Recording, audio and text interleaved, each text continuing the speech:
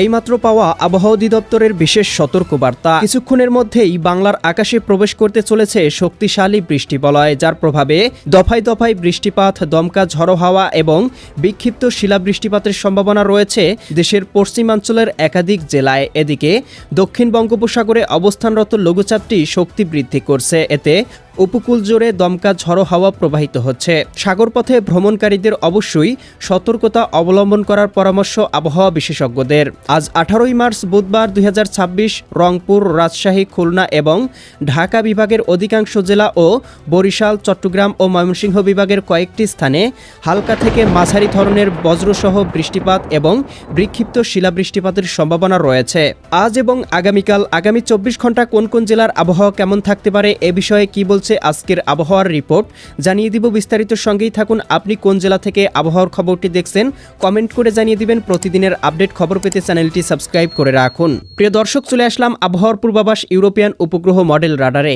এইখান থেকে দেখতে পাচ্ছি আমরা এদিকে ভারতের উড়িষ্যা রাজ্যে একখণ্ড মেঘমালা রয়েছে এবং এই মেঘমালা আস্তে আস্তে বাংলার দিকে প্রবেশ করতে শুরু করেছে, যার প্রভাব আমরা দেখতে পাবো আজ বিকাল বা সন্ধ্যার মধ্যেই দেশের পশ্চিমাঞ্চলের কয়েকটি অঞ্চলে হালকা থেকে মাঝারি ধরনের, কোথাও কোথাও মাঝারি থেকে ভারী ধরনের বৃষ্টিপাতের সম্ভাবনা তৈরি করতে পারে। বিশেষ করে রাজশাহী বিভাগ, রংপুর বিভাগ, এদিকে খুলনা বিভাগের একাধিক জেলায় এই মুহূর্তে আমরা দেখতে পাচ্ছি ভারতের কলকাতা, খড়গপুর, চন্দননগর, আরামবাগ, মুর্শিদাবাদ, কাটোয়া, দুর্গাপুর, শান্তিপুর, বর্ধমান, এদিকে কৃষ্ণনগর, এদিকে আমরা দেখতে পাচ্ছি নালিহাতি, মালদা, এই অঞ্চলগুলোতে হালকা থেকে মাঝারি ধরনের বৃষ্টিপাত হচ্ছে এবং এই মুহূর্তে দেশের কয়েকটি অঞ্চলে বৃষ্টিপাত লক্ষ্য করা যাচ্ছে। এদিকে মেহেরপুর, আলমডাঙ্গা, দামোহুদা, কটচাঁদপুর, এদিকে মাগুরা, বালিয়াকান্দি, পাংশা, এদিকে পাবনা, বেড়া, এদিকে পুঠিয়া, মোহনপুর, রাজশাহী, নওয়াবগঞ্জ, গোমাস্তুপুর, এই অঞ্চলগুলোতে এই মুহূর্তে ভারী মেঘ অবস্থান করছে, যার প্রভাবে কয়েকটি অঞ্চলে হালকা থেকে মাঝারি ধরনের বৃষ্টিপাত লক্ষ্য করা যাচ্ছে। তবে প্রিয় দর্শক, আমরা দেখতে পাচ্ছি এই মুহূর্তে কিন্তু ঢাকা বিভাগ থেকে শুরু করে এদিকে রাজশাহী, ময়মনসিংহ, সিলেট, রংপুর, এই বিভাগের জেলাগুলোর আকাশ কিন্তু আংশিক পরিসরে মেঘলা রয়েছে। তবে এই মেঘ থেকে কোথাও বৃষ্টিপাতের সম্ভাবনা নেই।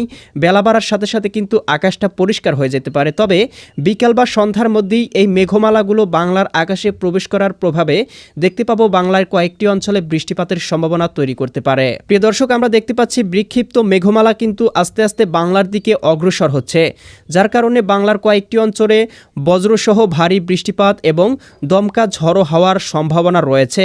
এর প্রভাবটা আমরা কিন্তু দেখতে পাবো বিশেষ করে এদিকে খুলনা বিভাগ, রাজশাহী বিভাগে সবথেকে বেশি পড়তে পারে এবং কিছুটা প্রভাব ঢাকা বিভাগের জেলাগুলোতে পড়তে পারে।